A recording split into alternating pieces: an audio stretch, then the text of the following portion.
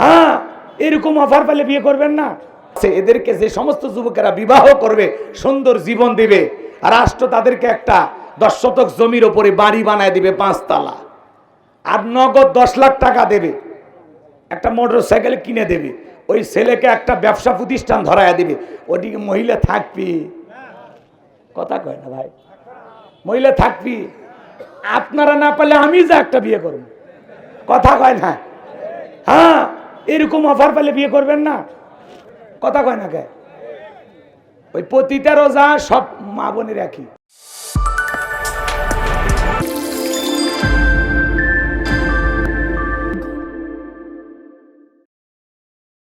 যাদেরকে দায়িত্ব দেওয়া আছে, দায়িত্বটা সঠিকভাবে পালন করলেই, আমানতদারিতা রক্ষা করলে, প্রত্যেকটা নেতা যদি আমানতদার হতো আর মনে করতো আমি জনগণের একজন খাদেম সেবক, এটা ভেবে যদি কাজ করত, পোস্টারে যেভাবে লেখা থাকে আর নেতার বক্তৃতায় যেভাবে উঠে আসে তার চরিত্রটাও যদি ওইরকম হইতো, বিশ্বাস করেন বাংলাদেশ পৃথিবীর সবচাইতে উন্নত রাষ্ট্রে পরিণত হইত। কিন্তু শালার বক্তব্যের সাথে কথার মিল নেই, কথা কর না কেন? বক্তব্য দেয় আমরা মাদক মুক্ত করার জন্য সংগ্রাম করতেছি, খবরদার যুবকেরা কেউ মাদক সেবন করবা না, খবরদার তোমরা কেউ মদের বারে যাইবা না।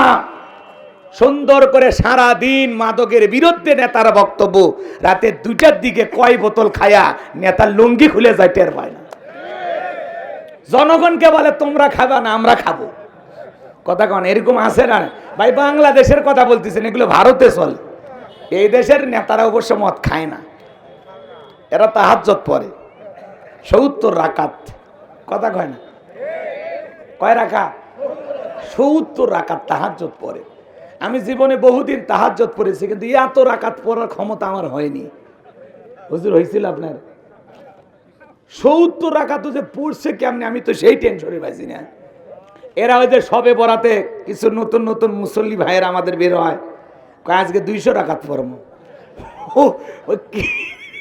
ওই যে 200 রাকাত পড়ছে কেমনে রে ভাই, কেমনে? সবের আসে না 200 রাকাত। আপনি পড়েন, নামাজের একটা গতি আছে, তাই না? আপনি সিজদা লম্বা করেন, রুকু সঠিকভাবে করেন, আপনার 200 রাকাত পড়া লাগবে কেন? আপনি যদি 4 রাকাত নামাজ যদি নামাজের মতো হয়, আলহামদুলিল্লাহ। সংখ্যা বেশি কিন্তু লাফালাফি দাবাদাবি সিজদা রুকু একটাও কবুল হয়নি, তাহলে দরকার আছে? সময় নিয়ে পড়েন, আল্লাহকে রাজি খুশি করার জন্য পড়েন, আল্লাহ কবুল করেন। জোরে বলেন আমিন।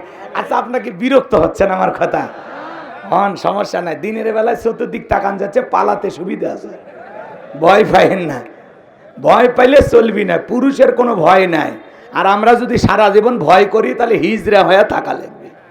এমনি শরীফ থেকে শরীফাল গল্প শুনেছে, বুঝিচ্ছেন না? মাথা চাঁড়া দিয়ে ওঠে, না হলে 3য় লিঙ্গের মানুষ বেনে ছেড়ে দিবে। দেখতে পুরুষ, মনে মনে মহিলা। তা আসেন, আমি মনে মনে এই আপনাদের এলাকার একটা যুবক যদি বলে আমার নাম মুন্না, কিন্তু এখন মনে মনে আমি মুন্নি, আপনার বোনের কাছে একটু আমাকে থাকতে দেন, দেবেন নাকি? শিয়াল যদি মুরগির খামারের কাছে যে আন্দোলন করে বলে আমি আজ থেকে আর শিয়াল নাই, আমি তোমাদের মতোই মুরগি, আমাকে তোমাদের সাথে থাকতে দাও, তাহলে মুরগির অবস্থা কি হবে? এই সমাজের নোংরা চিন্তা ভাবনা যারা গল্পের মাধ্যমে আমাদের কমলমতি শিশুদের মাথায় ঢুকাতে চায়, আল্লাহ যেন শিক্ষামন্ত্রী সহ এদেশের সমস্ত নেতাদের হেদায়েত দান করেন। জোরে বলেন আমিন। আরে ভাই, শিক্ষা নিয়ে গল্প দেন। আপনি 3য় লিঙ্গের মানুষকে প্রমোট করতে চান তো আমাদের আপত্তি নাই, একটা গল্পের সিস্টেম আছে তো, কিসের শরীফ থেকে শরীফা ফাজলামি করেন? আপনি ডাইরেক্ট লেখেন 3য় লিঙ্গের মানুষের প্রতি আমাদের ভালো আচরণ করতে হবে, তারাও মানুষ। আল্লাহ চাইলে আমাকে হিজড়া বানাইতে পারতো, আপনাকে পারতো। একজন এরকম ইসলামিক স্কলার, দিনের দায়ী, বাংলাদেশে কত বড় বড় ইসলামিক দার্শনিক আছে, তাদের কাছে তো জান না যে আমরা একটা হিজড়াকে নিয়ে গল্প বানাইতে চাই, কি গল্প বইয়ের ভিতরে দেওয়া যায়। আপনারা যান নাস্তিকদের কাছে, কথা কয় না ভাই? হিজড়াদেরকে নিয়ে গল্প বানানো যায় না। যারা এ সমস্ত মানুষ দেখতে কিছুটা পুরুষের মতো কিন্তু ভাবটা মিয়েলি, আবার দেখতে মেয়েদের মতো, ভাবটা একটু পুরুষের মতো। এই সমস্ত মানুষ যারা আছে থার্ড জেন্ডার, তৃতীয় লিঙ্গের মানুষ, এদের প্রতি আমাদের সম্মান প্রদর্শন করতে হবে। যেহেতু মাননীয় প্রধানমন্ত্রী তাদেরকে নাগরিক অধিকার দিয়েছেন এবং হিজড়া অলরেডি একজন চেয়ারম্যান হয়েছে, আর রানী কত কাহিনী করলো একটু এমপি হওয়ার জন্য, হতে পারতো, কিন্তু কাদের সাহেবা করে বন্টন করে দেওয়া হয়েছে আগেই, কথা কয়নি। এই জন্য রানীর স্বপ্নটা আর পূর্ণ হলো না। তাছাড়া আমরা হিজড়াকে সংসদেও দেখতে পাইতাম। তো তারা এমপি কে, আমি চাই প্রধানমন্ত্রীও যদি হবার পারে কোনো বছর হোক ভাই, আমার আপত্তি নাই। হিজড়াদের মন ভালো, কথা কয় না। সাধারণ মানুষের চাইতে ওদের দয়া মায়া বেশি। আপনারা জানেন কিনা আমি জানি, কথা কয় না। কন, আপনারাই কন, হিজড়াদের মনে দয়া মায়া কম না বেশি? বেশি। আবার এর রাগও বেশি। বেশি টেরিবেরি করবেন, এমন জায়গায় হাত দেবে টাকা দিতে বাধ্য। এই যে গত কালকের আগের দিনে এক দোকানদারের কাছে হিজড়ারা টাকা চাইতে গেছে, টেলিভিশনে নিউজ দেখলাম আমি। তো ওই দোকানদার প্রথমে 20 টাকা দিয়েছে, কয় নেব না। 50 টাকা দিয়েছে, কয় নেব না, আমরা 4 জন আসছি, 400 টাকা দেন, নইলে তোর খবর আছে। দোকানদার করছে এই মাত্র দোকান খুলেন, বেচা কিনা হয়নি। পরে হিজড়ারা ওরে ধরে গণপিটুনি দিছে, দোকানদারকে পিটাইছে, আশেপাশের লোকজন আসছে। একটা কি ঝামেলা। তো এদের হাত থেকে মনে করেন এইভাবে করা ঠিক না, কথা কন ঠিক কিনা? মানুষ তোমাদেরকে যেভাবে দেয় তোমরা সেভাবে নিয়ে খুশি হও, এটা করা খুব বাড়াবাড়ি, তাই না? বাড়াবাড়ি না? ওরা বিয়ের বাড়িতে এসে নাচানাচি করে লাফালাফি করে, বাচ্চা কাচ্চা হইলে ওখানেও আসে। যাই হোক, এই জন্য ওই গল্পগুলো তুলে ধরতে চাচ্ছে। কিন্তু আমরা চাই আপনারা তৃতীয় লিঙ্গের মানুষকে নিয়ে গল্প বানান, বলেন যে এরকম মানুষগত সমস্যা থাকে। কিছু মানুষ দেখতে পুরুষের মতো কিন্তু আচরণটা কেন জানি মহিলার মতো লক্ষ্য করা যায়। তার মানে এটা ভবিষ্যতে তৃতীয় লিঙ্গের মানুষ হওয়ার সম্ভাবনা আছে। দেখতে পুরোটাই মহিলা কিন্তু কেন জানি ছেলেদের মতো পোশাক টোশাক পরে, তাহলে ভবিষ্যতে কি একটা তৃতীয় লিঙ্গের মানুষ হওয়ার সম্ভাবনা আছে। কিন্তু এই তৃতীয় লিঙ্গের বুট পরাইয়া বুঝাইয়া আপনি আমাদের দেশে সমকামিতাকে প্রমোট করবেন। একজন মানুষ যদি মনে মনে বলে যে আমি দেখতে পুরুষের মতো কিন্তু এখন আমি মনে মনে একজন মহিলা, আমাকে একটা পুরুষের সাথে বিয়ে দেন, তাহলে কি হবে? অরজা যার সাথে বিয়ে হবে তারও তাই, কথা কর নাকি আপনারা? এটাকেই বলা হয় কওমে লুতকে আল্লাহ পাক এই জন্য ধ্বংস করেছিল, যারা সমকামিতাকে এমন পর্যায়ে নিয়ে গেছিল। কথা কি বুঝতে পারছেন? আসমান থেকে আল্লাহ ফেরেশতা পাঠাইছে দেখতে পুরুষের মতো, কথা কি বুঝতে পারছেন? এরা এদেরকে পর্যন্ত ধরছে, ফেরেশতাকে ধরছে সমকামিতা করার জন্য। তো প্রথম আসমান থেকে যে ফেরেশতা আসছিল এর নাম হলো ইসমাইল। এরকম খালি আঙ্গুল দিয়ে একটা যুবককে এরকম গুতে মারছে, এক গুতে যুবক কাঁধ হয়ে পড়ে গেছে। আল্লাহ আকবার কোন, কথা কি বুঝতে পারছেন? ওগুলো অনেক ঘটনা আছে, আমি ওইদিকে যাব না। আমরা শুধু এতটুকু বলবো, আপনারা যদি এই দেশে তৃতীয় লিঙ্গের মানুষকে নিয়ে কোনো গল্প বানান, গল্প খুঁজে না পাইলে আমাদেরকে বললেন, আমরা এমন মানবিক গল্প তৈরি করে আপনাদেরকে দেব, সেটা শুনে বুঝে পুরো দেশ আলোকিত হবে। সমকামিতাকে আপনি প্রমোট করবেন, গল্পের ভিতরে কি যেন একটা গন্ধ পাওয়া যায়, এটা মেনে নেওয়া হবে না। ট্রান্সজেন্ডার আর থার্ড জেন্ডার দুটো এক না, কথাকে বোঝা যায়? আল্লাহ যদি কাউকে সত্যি ওইরকম বানায় তৃতীয় লিঙ্গের, সেও মানুষ, তারও বেঁচে থাকার অধিকার আছে। কিন্তু কেউ যদি অপারেশনের মাধ্যমে পরিবর্তন করে, লিঙ্গকে কেটে পরিবর্তন করে, তাহলে এটা মেনে নেওয়া যাবে না, কথা বলেন ঠিক কিনা? এটা নিঃসন্দেহে একটি হারাম কাজ, জঘন্য একটি কাজ, কথা বলেন ঠিক কিনা? আল্লাহ আমাদের সঠিক বুঝ দান করুন, জোরে বলেন আমিন।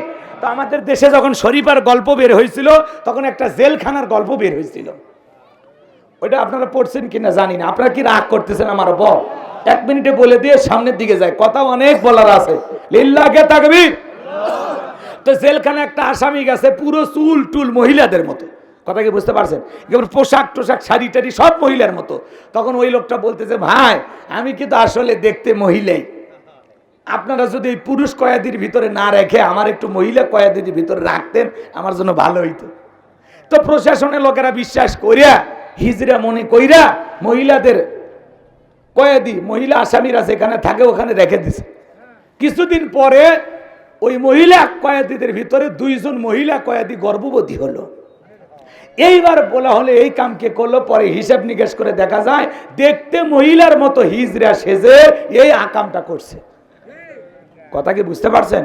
এই জন্য এই বিষয়গুলো খুবই চিন্তা ভাবনার বিষয়, হেলায় খেলায় হাসি তামাশার বিষয় নয়।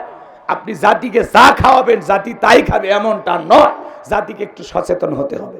আর যাই হোক, এই দেশের সমকামিতাকে কেউ যদি প্রমোট করতে চায়, জীবনের শেষ রক্ত বৃন্দ দিয়ে হলেও কারা কারা প্রতিবাদ করবেন? দুই হাত তুলে আল্লাহকে দেখা, লিল্লাহকে তাকবীর।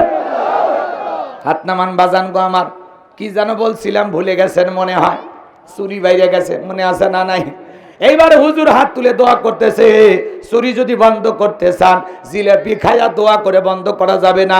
যদি আপনাদের ধারকির ইমাম সাহেব ডেকে বলতো, এ ধারকির যুবকেরা, এই গ্রামে ঢোকার 4টা রাস্তা আছে, 4 রাস্তার মোড়ে মোড়ে মাগরিব থেকে ফজর পর্যন্ত বাংলার লাঠি নিয়ে দাঁড়ায় থাকবা, চোরকে দেখা মাত্র ওই লাঠি দিয়ে এমন পিটান পিটাইবা যাতে 6 মাসেও মাজা সোজা না করতে পারে। তাহলে কি চোর হাত তুলে আমিন কইতো নাকি তওবা করে ভালো হয়ে যেত? এজন্য চুরি বন্ধ করতে হলে জিলাপি দিয়ে দোয়া করে বন্ধ হবে না, গ্রামবাসীকে শক্ত পদক্ষেপ গ্রহণ করা লাগবে। কথা বলেন ঠিক কি না? জিবরাইল এসে বলে, নবী দোয়া কবুল হবে না, আমার আল্লাহ দোয়া কবুল করবে না। নবী তখন ডেকে বলে, জিবরাইল তাহলে কি করা যায়? জিবরাইল ডেকে বলে, নবী গো আপনি সাহাবীদের মধ্যে ঘোষণা করেন, আপনার সাহাবীদের মধ্যে এমন কেউ কি আছে যে মক্কার মহাবীর আমরের মোকাবেলা করবে? এই কথা শোনার পর বিশ্ব নবী ডেকে বলেন, ও আমার সাহাবীরা, তোমাদের মধ্যে এমন কেউ কি আছো যে আমরের সাথে সরাসরি মোকাবেলা করবা? আল্লাহ দোয়া কবুল করে নাই। এখন তোমরাই বলো, তোমাদের মধ্যে এমন কেউ কি আছো যে আমরের সাথে মুখোমুখি মোকাবেলা করবা? নবীর কোন সাহাবী দাঁড়ায় না, হযরত আলী দাঁড়িয়ে গেলেন। বলেন আল্লাহু আকবার। নবী ডেকে বলে, আলী রে, তুমি ছোট মানুষ না বুঝে কেন দাঁড়াইছো? তুমি কি জানো এই মক্কার মহাবীর আমর এক বেলা খাবার খায় 21 কেজি, 3.5 মণ ওজনের তরবারি নিয়ে যুদ্ধ করে, এত বড় বীরের সামনে তুমি কেমনে যাইবা?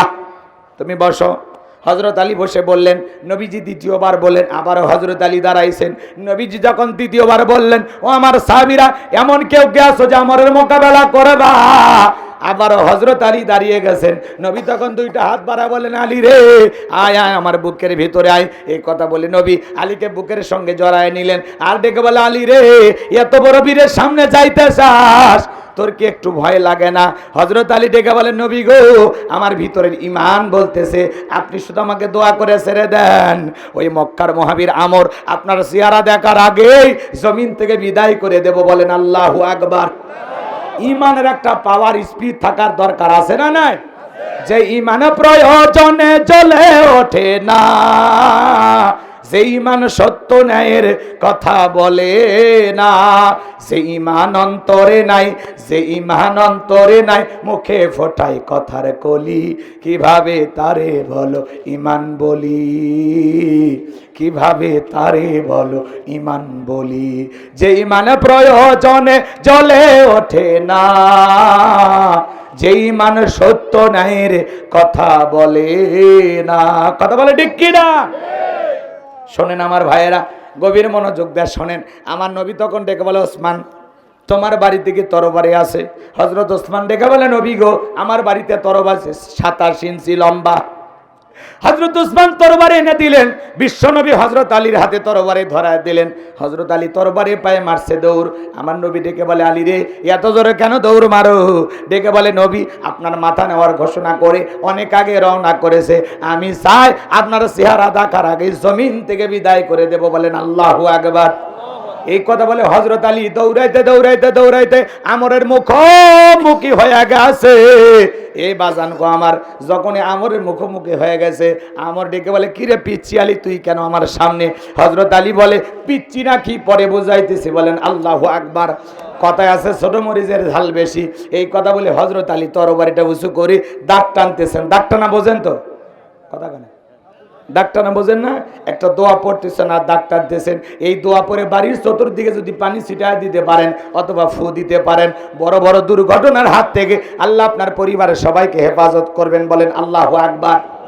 হযরত আলী এবার দোয়াটা কি শুনবেন? শুনবেন, শোনেন শোনেন। হযরত আলী এবার দোয়া পড়তেছেন আর দাগ টানতেছেন। দাগ টানা, এরকম দাগটা টানার পর তরবারিটা উঁচু করে ডেকে বলে, এ কাফেরের বেটা, তোর যদি সাহস থাকে দাগটা পার হইয়া রসুলের কাল্লা নিতে যায়, আয় আয় আয়। আল্লাহু আকবার বলে। হযরত আলী তরবারটা উঁচু করে কি বলতেছে, এই কাফেরের বেটা, তোর যদি সাহস থাকে খালি দাগটা পার হইয়া রাসূলের কাল্লা নিতে যায়, আয় আয় খেলা হবে, আয় আয়। আল্লাহু আকবার বলেন। বাড়িতে ঢুকছে চোর, বাড়িওয়ালা হলো ল্যাংড়া, দুইটা পাই নাই, কিছু না পারুক যদি টের পাই বাড়িওয়ালা যে চোর ঢুকছে, জবানে তো আর ল্যাংড়া হয়নি, জবান দিয়ে একটা আওয়াজ দেয়, কে রে, চোর থাকবি না ভাগে দৌড় মারবি, একটা আওয়াজে অনেক কিছু ঘটে, কথা বলেন ঠিক কিনা। হযরত আলী খালি বলছে, খালি দাগটা পার হয়ে দেখায়, এ কাফেরের বেটা, তোর যদি সাহস থাকে দাগটা পার হয়ে দেখায়, আয় খেলা হবে, আয়। আল্লাহু আকবার বলেন। হযরত আলী আর আমর বাজা বাজা ভাব, পুরো ঘটনাটা শুনবেন। কারা কারা হাত তোলেন তো দেখি, লিল্লাহি তাকবীর। হাত নামান বাজান গো আমার, আমি বলতেছি একটু অপেক্ষা করেন। পুরো পৃথিবীতে আল্লাহ তাআলা কয়জন মানুষকে ক্ষমতা দিয়েছিলেন? আরো জোরে বলেন কয়জন? এই 4 জনের মধ্যে 2 জন হলো ইমানদার, 2 জন হলো কাফের। 2 জন ইমানদারের মধ্যে একজন হলো পয়গম্বর, নাম হলো সুলাইমান। বলেন আল্লাহু আকবার।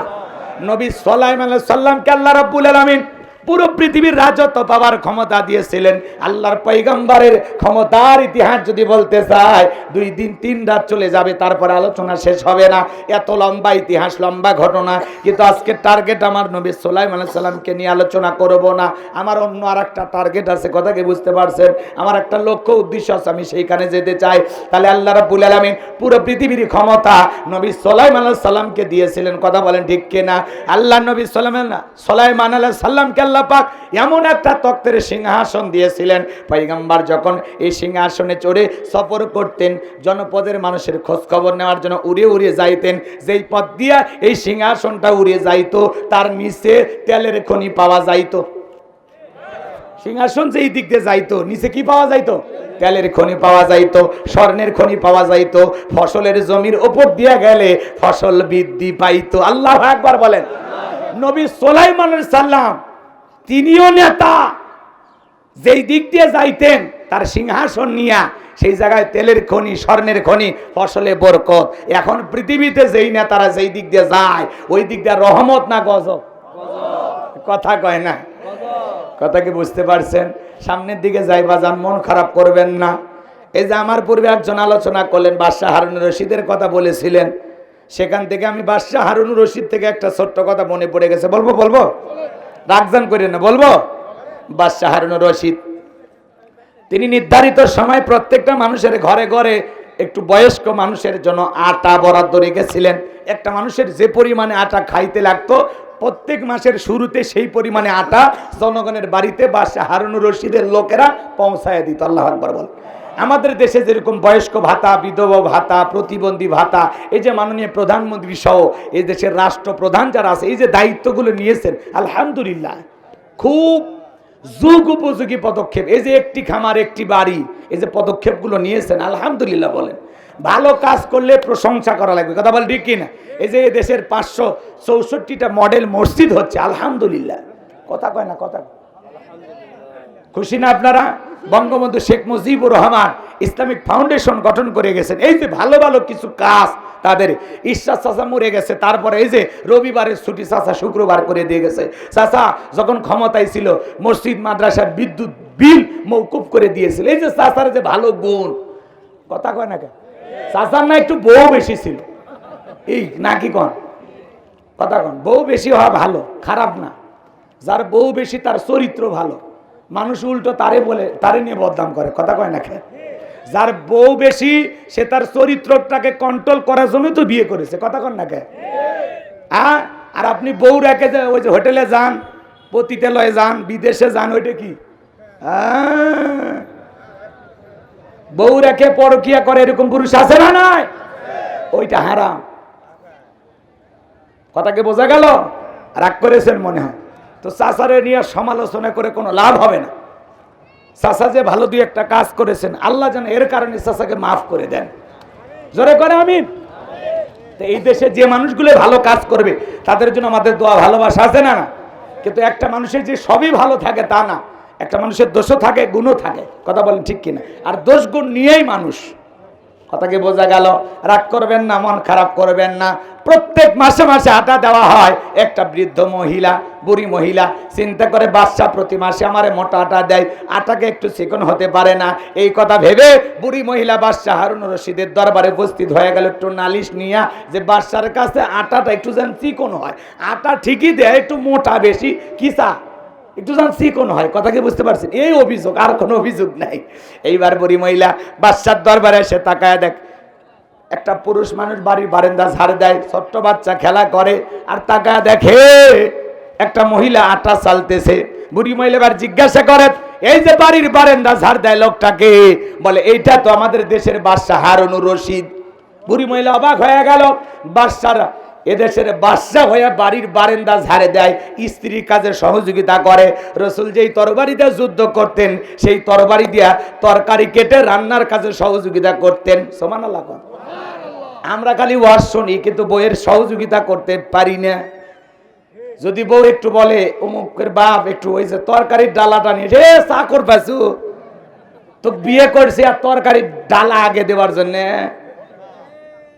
এরকম পুরুষ আছে না? না। আরে ভাই, আপনি যদি এই তরকারির ডালাটা নিয়ে এসে বলতেন, এই যে জান তুমি অর্ডার করেছো, তোমার অর্ডার পালন করেছি, এখন বলো মহারানী আর কি করব তোমার জন্য, বউ খুশি হয়ে যাবে রে মফিস। আর ও বউয়ের সাথে খারাপ ব্যবহার করে। বউ যদি বলে, অমুকের বাপ একটু লবণের খুঁটিটা নিয়ে এসে, এখনই জমির থেকে আসলে মেজাজ গরম করিস না, তোকে কিন্তু ফাইটে ফেলে দিব। এরকম পুরুষ আছে না? না। একটু রোমান্টিক হন, বউয়ের সাথে মিশেন, ভালোবাসেন। একটা মেয়ের সাথে ভালো ব্যবহার করলে এত ভালোবাসা দিবে, দুনিয়া ভুলে যাবেন। পাগল বোঝে না, জোর করে কিছু হয়? হ্যাঁ, বুঝলেন না? আর না হলে পরে দেখা করি না, আরো কিছু বলবো। সব কথা তো ওপেনে বলা যায় না, মিডিয়া আছে, বোঝেন তো নাকি? জীবনে কোনো সমস্যায় থাকলে আমার কাছে আইছেন, সমাধান করে দেবো ইনশাল্লাহ। আল্লাহ চাইলে সমাধান হয়ে যাবে, খালি কিছু কৌশল। কথা কয় না? কষ্ট হচ্ছে আপনাদের? বিরক্ত হইতেছেন? তাহলে বিবির কাজে সহযোগিতা করবেন তো ইনশাল্লাহ। সেটা যে কোনো কাজ হোক, তরকারি কুটে হোক, কাপড় ধুয়ে দিয়ে হোক, বাড়ির বান্দা ঝাড় দিয়ে হোক, একটু ওই যে খেতা বা কম্বল চিপে দিয়ে হোক। কথা কয় না? একটা মোটা কাপড় ধুতেছে, আপনার বউ একাই ওইটা চিপতে পারতেছে না, আপনি এক পাশে ধরেন, আর এক পাশে আপনার বউ ধরবে, এই যে দুইজন মিলে দুই হাত লাগাইলেন, এই যে সহযোগিতা। কথা কয় ঠিক কিনা? একটু বউকে সময় দেন। বোঝে না, বউ কি চাকরানি পাইছেন? ওটা আপনার সহধর্মিনী, আপনার লাইফ পার্টনার, ওটা চাকরানি না। কথা কন না?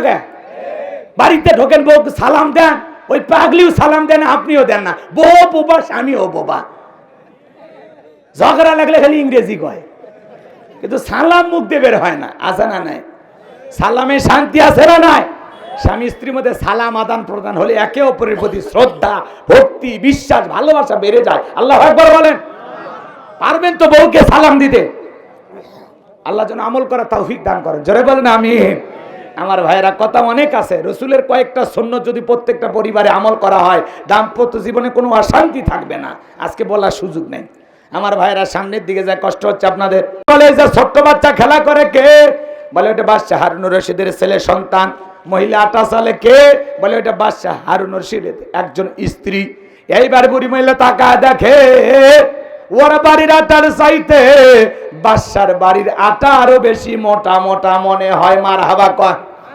এইবার বুড়ি মনে মনে ডেকে বলে, আল্লাহ, এ বাদশা এত ভালো, নিজেও মোটাটা খায়, জনগণকে মোটাটা খাওয়ায়, এমন বাদশার বিরুদ্ধে অভিযোগ দেওয়ার কোনো জায়গা নাই। মারহাবা কয়। নেতা যা খায় জনগণকে তাই খাওয়ায়। এখন পৃথিবীতে এখন যারা নেতা আছে, ওরা যা খায় আমাদেরকে তাই খাওয়ায়। ওরা খায় চাইনিজ, তেহেরি, নেহেরি, বিরিয়ানি, কাবাব, কত ধরনের ফাস্টফুড আইটেম খাবার খায়, আর জনগণ ডাস্টবিনের খাবার ঘুরে খায়। কথা কয় না? একটা নারী তার সর্বোচ্চ ইজ্জত বিক্রি করে 500 টাকা, 1000 টাকা ইনকাম করে তার খাবার জোগাড় করে। এমন ঘটনা পৃথিবীতে আছে না? না, জোরে বলেন। যে সমস্ত মা বোনেরা পতিতালয়ে 200 টাকা, 500 টাকার বিনিময়ে একটা পুরুষের কাছে তার ইজ্জত বিক্রি করে তার জীবিকা নির্ভর করতেছেন, আমরা তাদের নাম দিয়েছি যৌন কর্মী। ইসলাম যদি আমরা প্রতিষ্ঠিত করতে পারতাম, কোরআনের সমাজ ব্যবস্থা কায়েম যদি করতে পারতাম, একটা নারীকে এই ধরনের জঘন্য কাজ করে তার জীবিকা নির্ভর করা লাগতো না। আজকে যদি বাংলাদেশে ঘোষণা করা হয় যে সমস্ত মা বোনরা পতিতালয়ে আছে, এদেরকে যে সমস্ত যুবকেরা বিবাহ করবে, সুন্দর জীবন দিবে, রাষ্ট্র তাদেরকে একটা 10 শতক জমির উপরে বাড়ি বানায় দিবে 5 তলা, আর নগদ 10 লাখ টাকা দেবে, একটা মোটরসাইকেল কিনে দেবে, ওই ছেলেকে একটা ব্যবসা প্রতিষ্ঠান ধরায় দিবে, ওদিকে মহিলা থাকবি? কথা কয় না ভাই, মহিলা থাকবি? আপনারা না পারলে আমি যা একটা বিয়ে করব, কথা কয় না? হ্যাঁ, এরকম অফার পেলে বিয়ে করবেন না? কথা কয় না কে? ওই পতিতারও যা সব মা বোনের একই, কথা কয় না কে? সে একটা বিপদে পড়ে এই ধরনের জীবনের একটা শেষ পর্যায়ে যে একটা মারাত্মক সিদ্ধান্ত নিয়েছে। আবার অনেক ছেলে পেলে প্রেমে পটায়া ওগুলো জায়গায় যা বিক্রি করে তুই আসে, এরা হলো ডবল হারামি, কথা কন ঠিক কিনা? যাই হোক, রাগ করতেছেন, এ সমাজের বাস্তবতা তুলে ধরতে হবে, খালি ওয়াজ শুনেন না, এই কথাগুলো নিয়ে একটু ভাইবেন যে হুজুর বুঝাইটা কি, কথা কি বুঝতে পারছেন? তাহলে সমাজের নিরাপত্তা আসবে তখন আল্লাহর কোরআন দিয়া রাষ্ট্র পরিচালনা হবে যখন, কথা বলে ঠিক কিনা? তখন এই সমস্ত মানুষের অধিকার আমরা নিশ্চিত করতে পারতাম, কথা বলে ঠিক কিনা? আমার ভাইয়েরা, লম্বা হবে, লম্বা করব না। এইবার বুড়ি মহিলা কোনো অভিযোগ না দিয়ে চলে গেল। বাদশাহ হারুনুর রশিদ তাহাজ্জুদের নামাজ আদায় করার পরে জনগণের দুঃখ দুর্দশা দেখার জন্য দিনের বেলায় যেই বুড়িতে বাদশার বাড়িতে, রাতের বেলায় বাদশাহ ঘুরতে ঘুরতে ভাগ্যক্রমে সেই বুড়ির বাড়িতে, আল্লাহু আকবার বলেন। এইবার বুড়িও তাহাজ্জুদ পড়ে দোয়া করে, নেতাও তাহাজ্জুদ পড়ে, জনগণও তাহাজ্জুদ পড়ে, বলেন আল্লাহু আকবার। এবার তাহাজ্জুদ পড়ে দোয়া করে বলে, আল্লাহ, এই রাজ্যের বাদশাহ হারুনুর রশিদ এত ভালো নেতা, নিজেও মোটাটা খায়, জনগণকে মোটাটা খাওয়ায়, আল্লাহ গো, বাদশার বিরুদ্ধে অভিযোগ দেওয়ার কোনো জায়গা নাই। এইবার 2 নাম্বার দোয়া করে, আল্লাহ, এই দেশের বাদশার হায়াত তুমি বাড়ায়া দাও। নেতা যদি ভালো হয়, জনগণ হাত তুলে বলে, আল্লাহ, নেতার হায়াত বাড়ায়া দাও। আর নেতা যদি নেতানিয়াহুর মতো জালেম হয়, জনগণ হাত তুলে বলবে, আল্লাহ, ওই জালেমদের হাত থেকে ফিলিস্তিনের মুসলমানদেরকে তুমি বাঁচাও। কথা কয় না কেন? নেতা যদি জালেম হয়, জনগণ হাত তুলে বলবে, আল্লাহ, নমরুদ ফিরাউনের মতো ওই জালেমদেরকে তুমি ধ্বংস করো। আর নেতা যদি ভালো হয়, জনগণ হাত তুলে বলবে, আল্লাহ, নেতার হায়াত বাড়াইয়া দাও। কথাকে বোঝেন? সামনের দিকে যাই বাজান গো আমার। এইবার বুড়ি মহিলা দোয়া করে 2 নাম্বার, আল্লাহ, বাদশাহ হারুনুর রশিদের একটা ছেলে সন্তান দেখলাম, সে যেন অকাল মৃত্যুবরণ করে, তাড়াতাড়ি মারা যায়। বাদশাহ চমকে উঠছে, বুড়ি কয় কিরি? এইবার বুড়ি মহিলা 3 নাম্বার দোয়া করে, আল্লাহ, এই রাজ্যের যত মুয়াজ্জিম আছে সবাই যেন তাড়াতাড়ি মারা যায়। বুড়ির এই কথা শুনে বাদশা অবাক হয়ে গেল, ডেকে বলে, বুড়ি রে, 1 নাম্বার আমার হায়াত কামনা করলি, ভালোই লাগলো, কিন্তু 2 নাম্বার আমার ছেলে মারা যাওয়ার দোয়া কেন করলি? রাজ্যের মুয়াজ্জিম মারা যাওয়ার দোয়া কেন করলি? আমি আগামী কালকে আমার দরবারে নিয়ে যা আসামির কাঠ করায় দ্বারা তোরে জিজ্ঞাসা করব, আমার সন্তান আর মুয়াজ্জিম মারা যাওয়ার দোয়া কেন করলি? বুড়ি এই 2টা দোয়া কেন করেছিল আপনারা কি শুনবেন? কারা কারা আরেকবার হাত তোলেন তো দেখি, লিল্লাহে তাকবীর। হাত নামান বাজান গো আমার। কথা মনে আপনারা ভুলে গেছেন যে কথা বলতে চাচ্ছিলাম। তাহলে নবী সুলাইমান আলাইহিস সালামকে আল্লাহ রাব্বুল আলামিন পুরো পৃথিবীর রাজত্ব পাওয়ার ক্ষমতা দিয়েছিলেন। 2 নাম্বার ইমানদার বাদশা জুলকারনাইনকে আল্লাহ পাক পুরো পৃথিবীর রাজত্ব পাওয়ার ক্ষমতা দিয়েছিলেন। সূর্য উদয় হইতে সূর্য অস্তগামী পর্যন্ত পুরো পৃথিবীর পাওয়ার রাজত্ব ক্ষমতা আল্লাহ পাক তাদেরকে দিয়েছিলেন, বলেন আল্লাহু আকবার। তাহলে 2 জন ইমানদার আর 2 জন কাফের। একজনের নাম হলো বাদশা বখতেনাসর, জোরে বলেন কি নাম? জালেম বাদশা বখতেনাসরকে আল্লাহ রাব্বুল আলামিন পাওয়ার রাজত্ব ক্ষমতা দিয়েছিলেন। ওই জামানা একজন পয়গম্বরকে পাঠিয়েছিলেন, সেই নবীর নাম হলো দানিয়েল আলাইহিস সালাম, জোরে বলেন কি নাম? আল্লাহ নবী দানিয়েল আলাইহিস সালাম। লম্বা ইতিহাস লম্বা করব না, সংক্ষিপ্ত করে বলে দিয়ে যায়। কওমের মানুষদেরকে ডেকে বলেন, ইয়া বানি ইসরাঈল আযকুরু নি'মাতিয়াল্লাতী আন'আমতু আলাইকুম ওয়া আন্নী ফাদ্দালতুকুম আলাল আলামিন।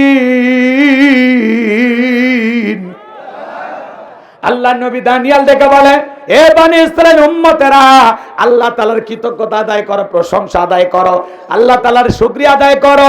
তোমাদের বাপ দাদা কৃতদাস ছিল, গোলাম ছিল, সেই দাসত্বের জীবন থেকে আল্লাহ পাক স্বাধীন করেছেন, মুক্ত জীবন দিয়েছেন। বিদায় দাম্ভিকতা করো না, অহংকার করো না, সে আল্লাহ রাব্বুল আলামিনের কৃতজ্ঞতা আদায় করো, সে আল্লাহ তাআলার শুকরিয়া আদায় করো, সে আল্লাহর প্রশংসা আদায় করো।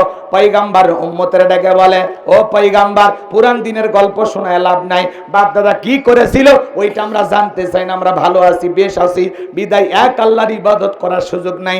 আল্লাহ নবী দানিয়াল ডেকে বলে, শোনো, দাম্ভিকতা করো না, গাছের পূজা করো না, মাছের পূজা করো না, চন্দ্রের পূজা করো না, এক আল্লাহর ইবাদত করো।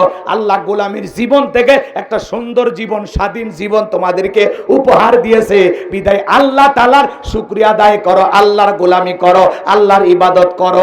কোনো মতেই তারা পয়গম্বরের কথাকে কর্ণপাত করলো না। লম্বা ইতিহাস সংক্ষিপ্ত করে বলে দিয়ে যায় বাজান, পয়গম্বর দিনে দাওয়াত দেয়, রাতে দাওয়াত দেয়, সকালে দাওয়াত দেয়, সন্ধ্যায় দাওয়াত দেয়, কোনো মতেই তারা দাওয়াত যখন গ্রহণ করলো না। কারণ বনি ইসরায়েলের উম্মতেরা ছিল একটু ঠেটা বোঝেন তো, খুব বেশি চালাক, নিজেকে খুব শিয়ানা ভাবে।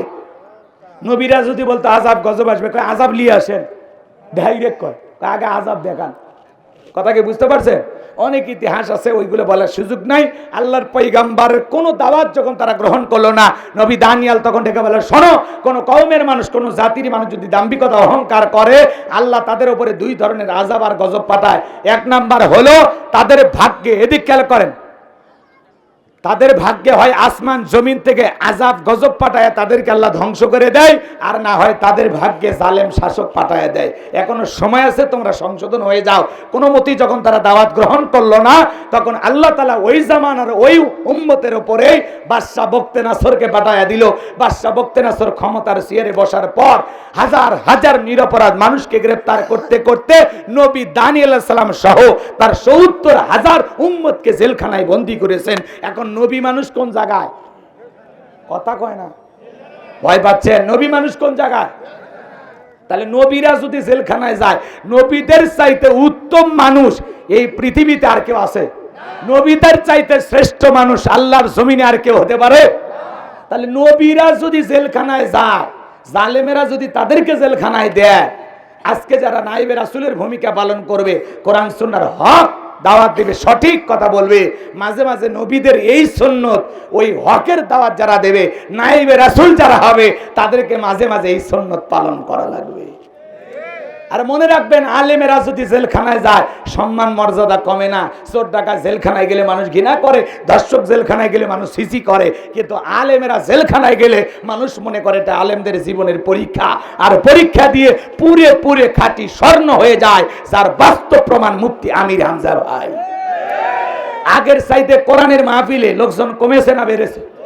মুফতি আমির হামজা ভাই কয়েকদিন আগে আমার মসজিদে বগুড়া এসেছিল। মানুষ রে ভাই, লক্ষ লক্ষ মানুষের ঢল নেমেছিল, বলেন আল্লাহু আকবার। এই যে গতকালকে উনি নোয়াখালীতে একটি মাহফিল করেছেন দুবাই মসজিদের উদ্যোগে, লক্ষ লক্ষ মানুষ, ক্যামেরা দিয়া মানুষ কভার করা যাচ্ছে না, এত লোক। আল্লাহু আকবার বলেন। এটা কোরআনের দাওয়াত দেওয়ার কারণে, হক কথা বলার কারণে, কথা বলেন ঠিক কিনা? এই জন্য ভাইয়ের আমার, আলেমেরা জেলখানায় গেলে সম্মান কমে না, বাড়ে না? সম্মান কমে না, বাড়ে? সম্মান দেওয়ার মালিক কে? আতুইজ্জু মান তাশাউ ওয়া তুযিল্লু মান তাশা, কথা বলেন ঠিক কি না? সম্মান দেওয়ার মালিক কে? এই যে আরেকটা বাঘ খাঁচায় আছে, উনি যখন বের হবে তখন বুঝতে পারবেন। কথা কয় না কে? হ্যাঁ, হুজুর বউ নিয়ে যায় আর কয় কাবির নামা কই? তোর দাদার কাবির নামা ছিল? কথা কয় না কে? তার দাদার ছিল, তখন তো ওগুলো ছিলই না। কথা কন নাকি আপনারা? রাগ করছেন নাকি আপনারা? করেন, সমস্যা নেই, নাম ধরার দরকার না, আপনারা বুঝে নেন। শাকিব খান 2টে বিয়ে করে, কাবির নামা কেউ দেখতে গেছে? ওই যে নাম্বার 1, কথা কয় না কে? 2টে বিয়ে করেছে, 2টে বেটা ছেলে, আর পাওয়ার আছে গো। কথা কন না কে? এই ছেলেটাকে আমি ধন্যবাদ দেই। কথা কন না কে আপনারা? মন মানসিকতা খুব ভালো, উদার মনের মানুষ শাকিব খান। প্রচুর দান করে, টাকা পয়সা আলহামদুলিল্লাহ করে, মসজিদ মাদ্রাসায় দান করে। সে হারাম পথে হালাল পথে কোন পথে ইনকাম করতেছে এটা তো আপনারা বুঝিনি, কিন্তু বেচারা বিয়ে করলেই বেটা ছোল হয়। কথা কয় না কে? রাগ করছেন আপনারা? আচ্ছা বলেন তো, সাকিব খানের কাছে কেউ কাবির নামা দেখতে গেছে? এই যে পরিমণি আপা, একটা দুইটা স্বামী না, কেউ কি কাবির নামা দেখতে যায়? কথা কর না কে? এই যে মাহি আপা, দ্বিতীয় জামাই, আরে নির্বাচনের সময় যে স্বামী মোটর সাইকেল নিয়ে ঘুরলো, বউকে কোলে নিয়ে এরকম ব্যারিকেড দেয়, লোকজন সরাইয়া দেয়, বউকে এরকম কোলে নিয়ে থাকে। আমি তো ওদের মহাব্বত দেখে খুব খুশি হয়েছিলাম, কিন্তু ট্রাক যখন পাঞ্চার হয়ে গেল, বউ যখন আর সংসদের এমপি হতে পারলো না, এখন স্বামী স্ত্রীর মধ্যে লাগছে গন্ডগোল। স্বামীর খুব আশা ছিল বউ যদি এমপি হয় পিএস থেকে কিছু দুর্নীতি করে কোটি টাকার মালিক হব, কিন্তু স্বামীর সে আশা পূরণ হলো না। রাকিব সাহেব আর মাই আবার এখন ডিভোর্স হয়ে যাচ্ছে। এ কথা কন নাকি আপনারা? স্বার্থের কারণে দুনিয়ার সবাই পিছু ঘুরে, কথা কন ঠিক কিনা? সেটা স্বামী হতে পারে, স্ত্রী হতে পারে, বন্ধু বান্ধব হতে পারে, কথা বলেন ঠিক কিনা? লোভ, টাকা, সম্পদ এগুলো বড় খারাপ, কথা কন ঠিক কিনা? কষ্ট হচ্ছে আপনাদের? একটু রাগ করে কইরেন না, এগুলো বলা লাগে। আমার ভাইরা যে কথা বলতে চাচ্ছিলাম, গভীর মনোযোগ দিয়ে কথাগুলো শুনবেন। আল্লাহর নবী জেলখানায় মনে আছে না নাই? এইবার বাজান গো আমার উম্মতেরা ডেকে বলে, পয়গাম্বার আপনার কথা তো দিবালোকের মতো সত্য হয়ে গেল, এত তাড়াতাড়ি বাদশা আমাদের ঘাড়ে চেপে বসবে, জালেম শাসক আমাদেরকে গ্রেফতার করবে, আমরা তো বুঝতে পারি নাই। আল্লাহর নবী দানিয়েল ডেকে বলে, এই দিনের ভয়ই তো আমি তোমাদেরকে দেখাইছিলাম, কিন্তু তোমরা তো আমাদের কথা বিশ্বাস করতে পারো নাই।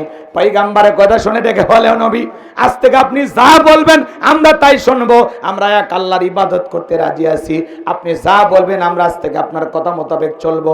আল্লাহ নবী দানিয়েল ডেকে বলে, শোনো, তোমরা যদি তওবা করে ফিরে আসতে চাও, এক আল্লাহর আজকে রাত 12টার পরে আমি যখন আল্লাহ বলে ডাক দেব, আমার সঙ্গে তোমরা সবাই ঘুম থেকে জাগ্রত হয়ে আল্লাহ বলে ডাক দিবা। কথা কি বুঝতে পারছেন? আল্লাহ নবী দানিয়েল সাল্লাম রাত 12টার পরে আল্লাহ বলে ডাক দিয়েছে। একটু চিৎকার মেরে বলেন আল্লাহ। একটু সবাই জোরে বলেন আল্লাহ। আর একটু ভালোবেসে ডাক দেন আল্লাহ। এই যে আল্লাহ বলে ডাক দিলাম, আসমানের মালিক আমাদের আল্লাহ খুশি হয়েছে না বেজার হয়েছে?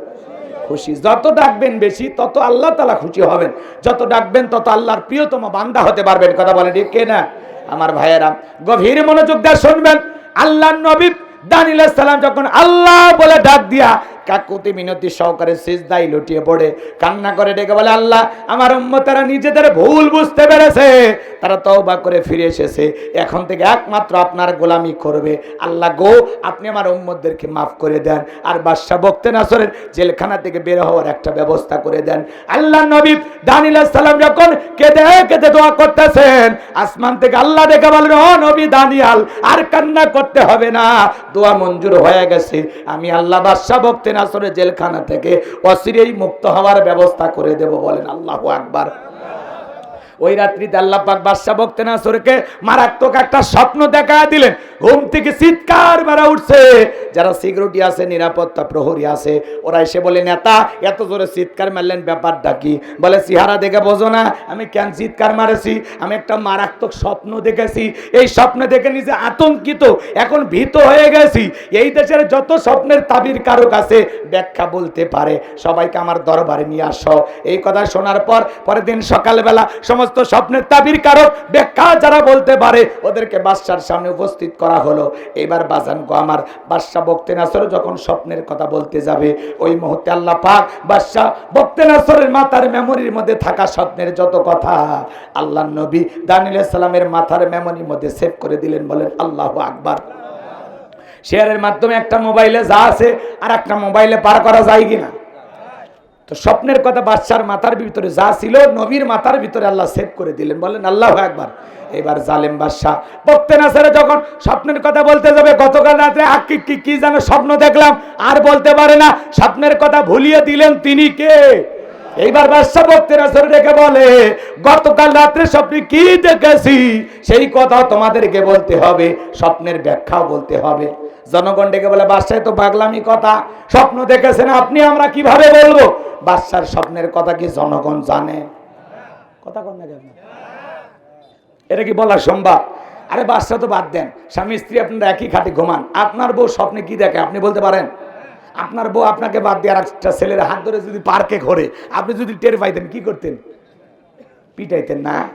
একজন কয়, ওই বর মনে বউ মারার খুব ইচ্ছা, আবার আপনি স্বপ্নে কি দেখেন আপনার বউ জানে না। মাঝে মাঝে স্বপ্নে দেখেন সাপ তাড়া করছে, ঘুম থেকে উঠে কি সাপ পাওয়া যায়? কথা বলেন ভাই, পাওয়া যায়? পাওয়া যায় না। মাঝে মাঝে দেখেন স্বপ্নে বাড়ি ঘর আগুন লেগে পুড়ে শেষ, পরে ঘুম থেকে উঠে দেখেন না সব ঠিকই আছে। যুবকেরাও কিন্তু স্বপ্ন দেখে, নায়িকাদের ছবিতে পুরো ঘর সাজায় রাখছে, ঘুমানোর আগে এক নজর দেখে, ওটা নফল মনে করে। কথা বুঝছেন? ঘুমানোর আগে দেখার বলে এরকম যদি বউ পাইতাম, ঘুমের ঘরে দেখো নায়িকার বুকের ওপর। কথা কন ঠিক কিনা? এই যুব সমাজ তো নষ্ট হয়ে গেছে। সবচাইতে বড় সমস্যা এই মোবাইল। এই মোবাইলের কারণে আজকে যুব সমাজ নষ্ট হয়ে গেছে। কথা কন না কেন? সারা রাত আল্লাহর ইবাদত করে না, সারা রাত ইমো মেসেঞ্জারে বান্ধবীর সাথে কথা বলিয়া যুবকেরা সারা রাত মোবাইল টিপা টিপি করিয়া। কথা কন না কেন? আছে না নাই? আপনাদের এলাকায় নাই মনে? সারা রাত ইমো মেসেঞ্জারে বান্ধবীর সাথে সেটিং করে, ফজরের আজান হয় যখন ওই হাইব্রিড যুবক ঘুমাইতে যায় তখন। কথা কন নাকি আপনারা? আছে না না? এ যুবক, এই ঘুম ভাঙলে সকাল, না ভাঙলে পরকাল। কথা কন? এই ঘুম থেকে ওটা তোর জীবনের জানাজার নামাজও হতে পারে। কথা কন ঠিক কিনা? আজকে মোবাইলের নিশায় পড়িয়া সব শেষ করে ফেলছো। হ্যাঁ, এই মোবাইলের মাধ্যমে কয়টা যে প্রেম করে ও নিজেও জানে না।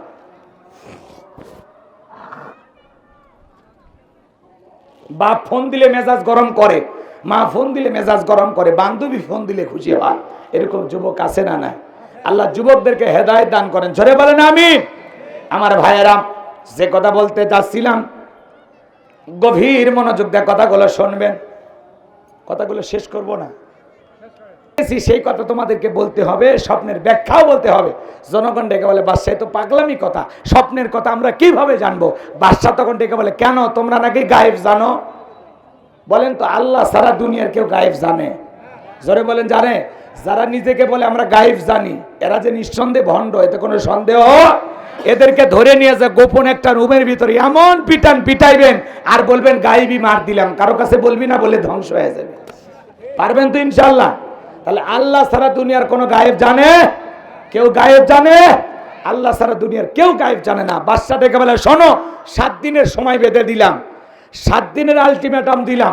এই 7 দিনের মধ্যে স্বপ্নে আমি কি দেখেছি, স্বপ্নের ব্যাখ্যাও বলতে হবে, স্বপ্নের কথাও বলতে হবে।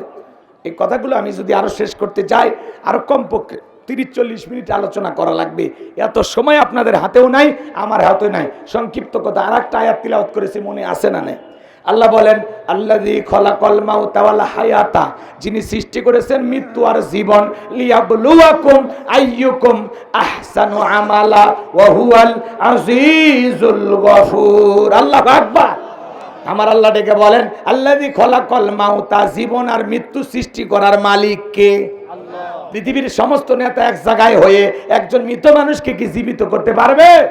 তাহলে আল্লাহ বলেন আল্লাযী খালাকাল মাউতা ওয়াল হায়াতা, যিনি সৃষ্টি করেছেন মৃত্যু আর জীবন, লিয়াবলুয়াকুম আইয়ুকুম আহসানু আমালা, আমি আল্লাহ পরীক্ষা করে দেখব আমলের দিক দিয়া কার আমল কত বেশি ভালো। যার আমল ভালো তার আখিরাত ভালো, যার আমল ভালো তার পরকাল ভালো। কথা বলে ঠিক কিনা? আল্লাহ বলেন আমি পরীক্ষা করে দেখব আমলের দিক দিয়ে কার আমল কত বেশি উত্তম, কার আমল কত বেশি সুন্দর। মূলত এই দুনিয়ার জমিনে আসার একমাত্র কারণ হলো নেক আমল করা, আল্লাহর গোলামি করা, আল্লাহর ইবাদতে জীবনটা কাটানো। কথা কয় না কে? রাগ করেছেন আপনারা? করেন, সমস্যা নাই। এদিক খেয়াল করেন, আল্লাযী খালাকাল মাউতা ওয়াল হায়াতা, যিনি সৃষ্টি করেছেন মৃত্যু আর জীবন। আল্লাহ পাক সর্বপ্রথম মৃত্যুর কথা কেন বলেন? কারণ আছে না নাই? এই দুনিয়াতে আসার একটা সিরিয়াল আছে, যাওয়ার কিন্তু কোনো সিরিয়াল নাই। দাদা আসছে, দাদার পরে বাবা আসছে, বাবার পরে আমি আসলাম, আমার পরে আমার সন্তানেরা আসছে, কিন্তু যাওয়ার বেলায় দাদার আগে নাতি চলে যায়। কথা কয় না কেন? বাবার আগে ছেলেটা চলে যায়, বাবার কাঁধে সন্তানের লাশ। এটা হলো দুনিয়ার সবচেয়ে ভারী বোঝা। কথা বলেন ঠিক কিনা?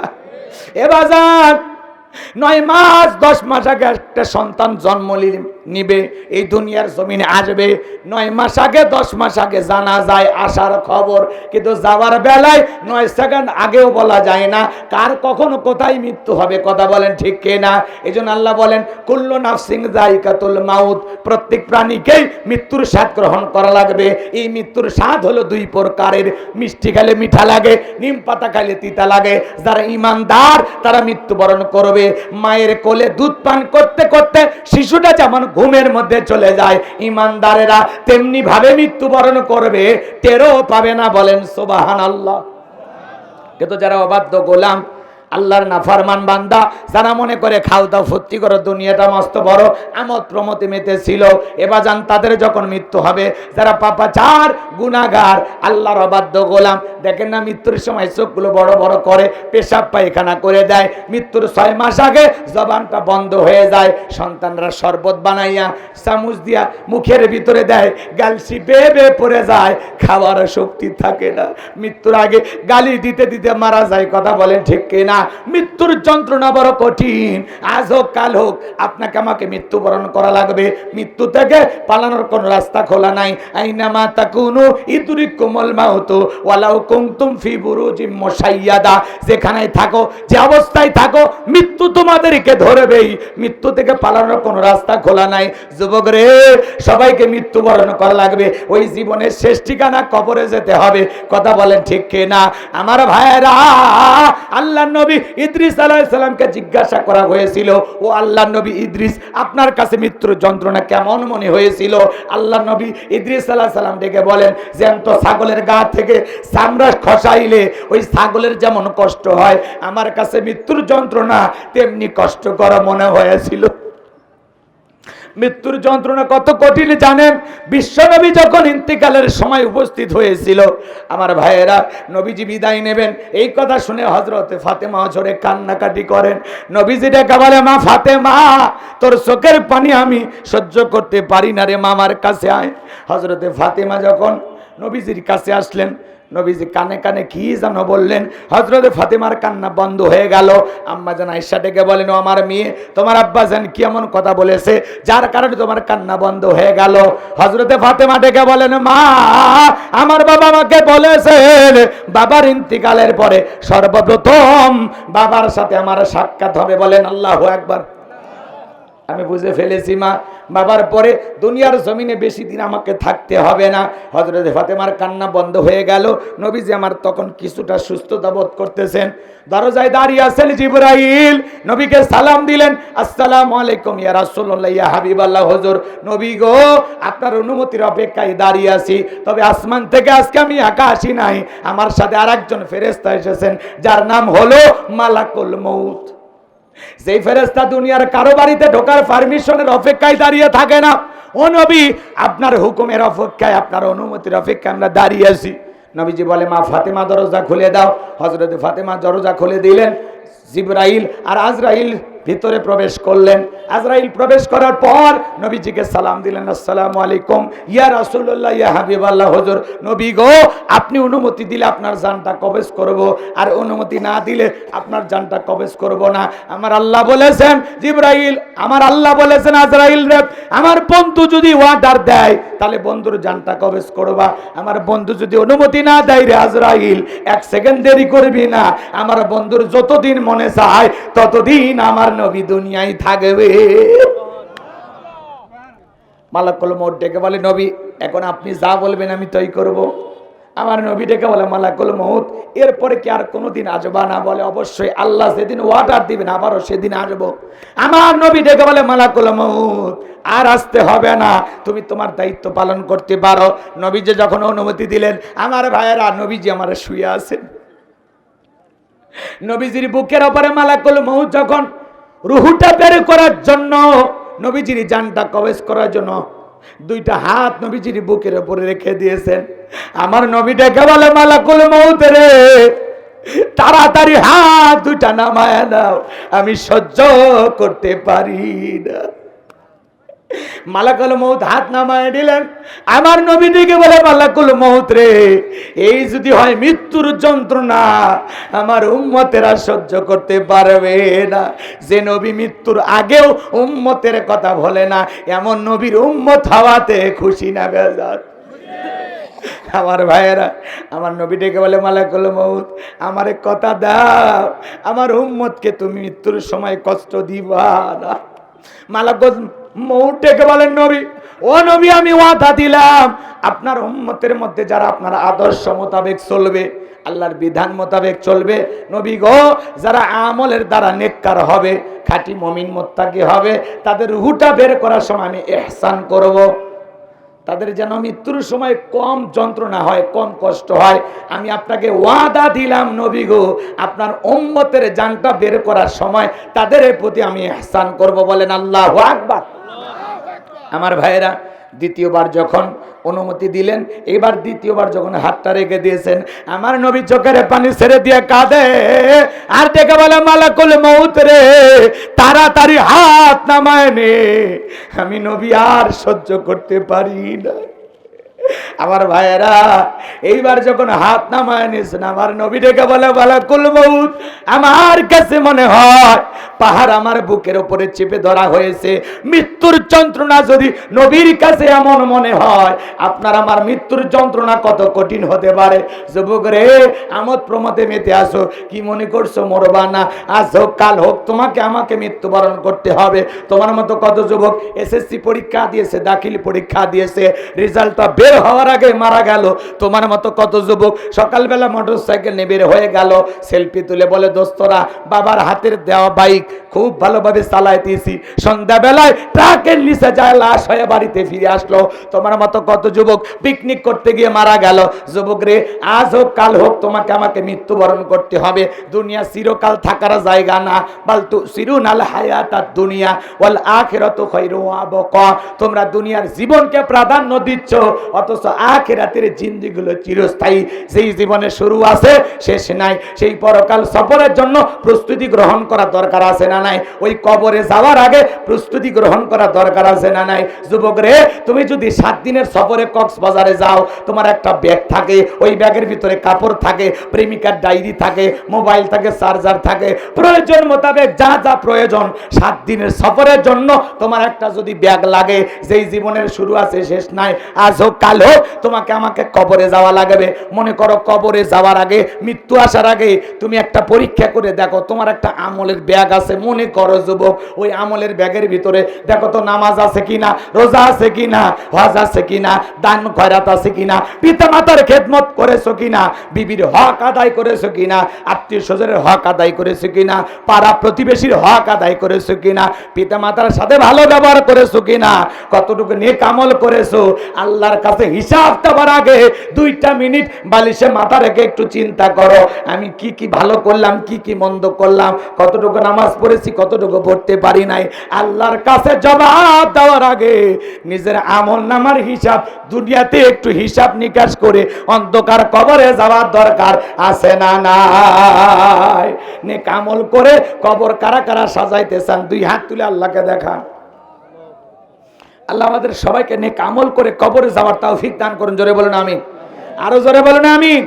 আসেন ভাই, সবাই আমরা মারা যাব, দুনিয়াতে কেউ থাকবো না, মৃত্যু হবে আপনার আমার। এই দুনিয়া চিরকাল থাকার জায়গা না।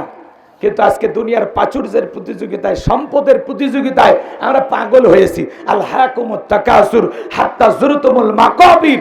এই প্রাচুর্যের প্রতিযোগিতা, সম্পদের প্রতিযোগিতা আপনাকে আমাকে আল্লাহ বিমুখ করেছেন। পরকাল মুখী চিন্তা ভাবনা করতে হবে। আপনার আমার এই দুনিয়ার লোভ লালসা, স্বাদ আশা মিটবে কখন? হাত্তা যুরতুমুল মাকাবির। সেদিন আপনি আমি কবরের মাটি এই মুখের ভিতরে ঢুকবে, সেদিন আপনার আমার লোভ লালসা মিটে যাবে। কি হয়েছে ভাই? মানে বিরক্ত হচ্ছেন আপনারা না? ঠিক আছে, আর কথা বাড়াবো না। আপনারা যদি উঠে যান, আমার এত কষ্ট করে বয়ান করে লাভ কি? আর যে কথাগুলো বলার ইচ্ছে ছিল, জানলাম না আপনারা কিভাবে উঠে গেলেন, আমি বুঝলাম না কেন যে যাচ্ছেন। এখানে নামাজ হবে বলা হচ্ছে, কথাগুলোর একটু ফিনিশিং টানলে আপনাদের জন্য ভালো লাগতো, শুনেও মজা পাইতেন, তাই না? আসলে অনেকে মৃত্যুর কথা, কবরের কথা সহ্য করতে পারে না, কয় হুজুর আমার তো বয়সই হয়নি। হুজুর যে কায়দায় মৃত্যুর আসন শুরু করছে, আজরাইল মানে আশ পিয়া করি। আহারে কপাল পোড়া। এই যে কবরস্থান, আমার আলামিন ভাই উদ্যোগ নিছে, এই কবরে যেতে হবে না, কথা বলে না কেন? কিন্তু কবর জায়গা কিন্তু ভালো না। আল্লাহ রসুল বলেছেন, কলা কলা রসুল্লাহি, দোয়া করবো, আল্লাহুম্মা আমিন। রব্বানা যালামনা আনফুসানা ওয়া ইল্লাম তাগফির লানা ওয়া তারহামনা লানাকুনান্না মিনাল খাসিরিন। রব্বানা লা তুযিগ কুলুবানা বা'দা ইয হাদাইতানা ওয়া হাব লানা মিন লাদুনকা রাহমা ইন্নাকা আনতাল ওয়াহ্হাব। রব্বুল আলামিন, আল্লাহ তাআলা দারকি সামাজিক কবরস্থানের জমি ক্রয় উন্নয়ন কল্পে আজকের বার্ষিক তাফসীরুল কোরআন ওয়াজ মাহফিলের সম্মানিত শ্রদ্ধাভাজন সভাপতি মাওলানা গোলাম রব্বানী সাহেবকে আল্লাহ কবুল করেন। প্রধান অতিথি আল্লাহাজ অ্যাডভোকেট শামসুল আলম দুদু সাহেবকে আল্লাহ কবুল করেন। বিশেষ অতিথি যাদের নাম আছে আল্লাহ কবুল করেন। আল্লাহ তাআলা আমার পূর্বে আলোচনা করেছেন মাওলানা নূর আমিন, মুফতি আবু বকর সিদ্দিক সাহেব, সব আল্লাহ সবাইকে কবুল করেন। আজকের মাহফিল পরিচালনায় আয়োজন করেছেন আলামিন ভাই সহ আল্লাহ সকলের হায়াত বাড়ায় দেন। আল্লাহ আমরা যারা হাত তুলে ধরেছি, অনেকের মা নাই, বাবা নাই, এতিম মানে কবরে চলে গেছে, মা বাবার কবরে আর সবটুকু পৌঁছায় দেন। পিতা মাতার কবর জান্নাতের বাগান বানায় দেন। রব্বির হামহুমা কামা রব্বায়ানি সগীরা ওয়া রব্বির হামহুমা কামা রব্বায়ানি সগীরা। আমাদের আত্মীয়স্বজন, পাড়া প্রতিবেশী যারা কবরে চলে গেছে মাফ করে দেন, কবরগুলো জান্নাতের বাগান বানায় দেন। আল্লাহ সবাইকে কবরে যেতে হবে, আল্লাহ কবরে যাওয়ার আগে নেক আমল করার প্রস্তুতি গ্রহণ করা তৌফিক দান করুন। আল্লাহ সূরা মুলুক থেকে যে আলোচনাগুলো অসম্পূর্ণ রয়ে গেল, বাকি যে কথাগুলো বলতে পারি নাই, যা বলেছি যা বলতে পারি নাই, বক্তা শ্রোতা সবাইকে আল্লাহ পাক এই কথাগুলোর উপর আমল করা তৌফিক দিয়ে দাও। এলাকাবাসীর উপর খাস রহমত বরকত নাজিল করো। এই মাহফিল বাস্তবায়ন করার জন্য যারা যেভাবে সহযোগিতা করেছেন আল্লাহ সবাইকে দুনিয়া আখিরাতের উত্তম জাযা দান করেন। মিডিয়ার ভাইদেরকে আল্লাহ কবুল করে নেন। আল্লাহ তাআলা দূর দূরান্ত কষ্ট করে যারা ইসলামের কথা, কোরআনের কথা শোনার জন্য ছুটে এসেছেন, আল্লাহ সবাইকে নিরাপদে বাড়ি পর্যন্ত পৌঁছার তৌফিক দান করুন। সবাইকে রহমতের চাদরে আবৃত করুন। আল্লাহ জীবনে কোনোদিন এই জয়পুরহাটের মানুষের সাথে যদি দেখা না হয়, এই মুখগুলো আল্লাহ জান্নাতের সিঁড়িতে পরিচয় করায় দিও। আল্লাহ আমাদের নেক আমল করা তৌফিক দেন। পাশে বসে থাকা শ্রদ্ধাভাজন আলেমে দিন, আল্লাহ তোমার গোলামকে তুমি কবুল করে নাও। আল্লাহ তাআলা আজকের মাহফিল বাস্তবায়ন করার জন্য যারা যেভাবে স্বেচ্ছাসেবকের দায়িত্ব পালন করেছেন সবাইকে দুনিয়া আখিরাতের উত্তম জাযা দান করেন। আমার আলামিন ভাই একাই একটা বিশাল উদ্যোগ নিয়েছেন, আল্লাহ তার পাশে দাঁড়ানোর এলাকাবাসীকে আল্লাহ তৌফিক দান করুন। আগামী বছর বড় কোনো আলেম নিয়ে এসে এই মাঠে কোরআনের তাফসীর মাহফিল করার আয়োজন করা তৌফিক দান করুন। আল্লাহ দিনের বেলায় যারা শত ব্যস্ততাকে পেছনে ফেলে কোরআন শোনার জন্য এসেছেন, আল্লাহ সবাইকে দুনিয়া আখিরাতের উত্তম জাযা দান করুন। আল্লাহ আমাদের সবাইকে নেক আমল করা তৌফিক দান করুন। আল্লাহ ফিলিস্তিনি মুসলমানদেরকে আপনি বিজয় দান করুন। আল্লাহ তাম পৃথিবীর নির্যাতিত অসহায় মাজলুম মুসলমানদেরকে হেফাজত করেন। বাংলাদেশের মসজিদ মাদ্রাসাগুলো কবুল করেন, হক্কানি উলামায়ে কেরামদের কবুল করেন।